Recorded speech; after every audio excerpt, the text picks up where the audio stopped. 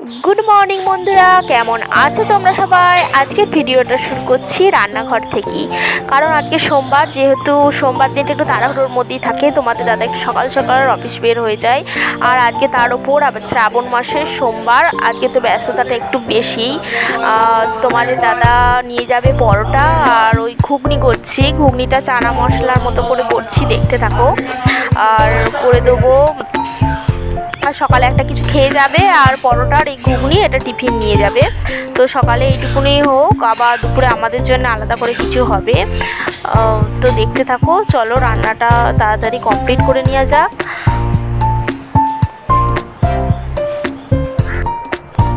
এ দেখো, এখানে ঘুগনিটা হয়ে গেছে, ঘুগনিটা বানিয়ে রেখেছি, তোমাদের দাদাকে টিফিনে দিয়ে দিয়েছি কিছুটা, যেহেতু টিফিন নিয়ে গেছে খাবে, আর বাকিটা আমাদের এখানে রেখে দিয়েছি। আর ঘুগনিটা দেখে বুঝতেই পারছো আজকে একটু অন্যরকমভাবে বানিয়েছি। এটাতে কাজু দিয়েছি, একটু কিশমিশ দিয়েছি, ওই যে চানা টাইপের হয় না, তারপরে চাল মগজ দানা বাটা সেটা দিয়েছি। আজ একটু অন্য ধরনের বানিয়েছি, যে চানা যেমন হয় সেরকমভাবে বানিয়েছি, শুধু এটা মটরের, এই আর কি পার্থক্য।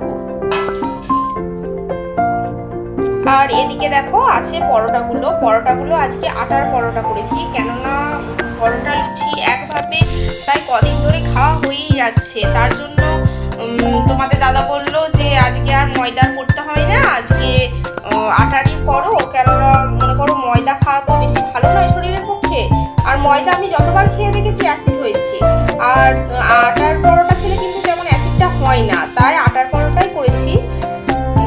সবাই খাবে, আমিও এখন টিফিনে খাবো। চলো দেখতে থাকো পুরো ভিডিওটা। এ দেখো, এখানে আমি ঘুগনি আর পরোটা নিয়ে নিয়েছি, আমি ওই দুটো মতো পরোটা নিয়েছি, দেখতেই পাচ্ছ, কেননা আমি বেশি খাই না, দুটোই খাবো। চলো তাহলে খেয়ে নেওয়া যাক, খেয়ে নিয়ে আবার কথা হচ্ছে তোমাদের সাথে। বন্ধুরা, এই মাত্র খেয়ে উঠলাম, দিয়ে একটু বসেছি। সকাল থেকে তো সবই হলো করা। প্রথম তোমাদের দাদা আজকে সোমবার যেহেতু, প্রথমে আমি করেছি ওটস খেয়ে গেল, আর ওই দেখতেই পেলে পরোটা আর ওই যে চানা মশলার মতো করে ঘুগনিটা বানিয়েছি, তো সেটা টিফিন নিয়ে গেছে। আর কি বলতো, আমাদের বাড়ির সকলে আজকে প্রায় ভাত খাবে না। তোমার ওই যেহেতু সোমবার আমাদের করা যাবেও না, নাহলে প্রতি বছর সোমবার করি, কারণ আমাদের শ্বশুরমশাই তো মারা গেছেন, এখনও 1 বছর হয়নি, যেহেতু বছর কি হয়নি, তাই সেরকমভাবে উপোস তেমন কিছু করাও যাবে না, আর উপোস করলে জল তো দেওয়াই যাবে না শিবের মাথায়, তাই না, কাল ওষুধ যেহেতু। আর তোমরা সবাই নিশ্চয়ই জানো কাল ওষুধে কোনো ঠাকুরের কাজ করা যায় না, তো এই আর কি। আর আমি আজকে পরোটা খেতামও না, তাও খেলাম, হয়েছে বলে মা বললো তো আটার পরোটা খেলে কিছু হবে না, তাই ওই দুটো খেলাম, দেখতেই পেলে।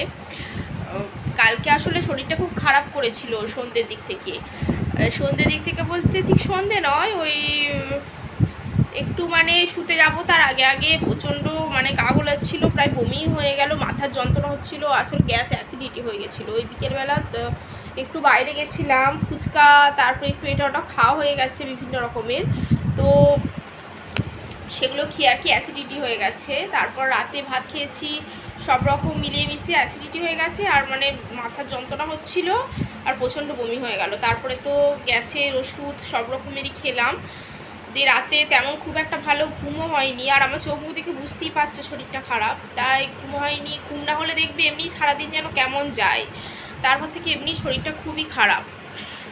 আর তাই আমি বললাম আমি ওরকমভাবে পরোটা ঘুগনি এইসব খেয়ে থাকতে পারবো না, আমি নিরামিষ ভাতই খাবো, তাই নিরামিষ ভাতই আমি খাবো। আর তোমার দাদা যেহেতু মানবে বললো, তোমাদের দাদা নিয়ে গেছে পরোটা ঘুগনি, সেটাই খাবে, আর ওটস খেয়ে গেছে বললাম তো এই আর কি।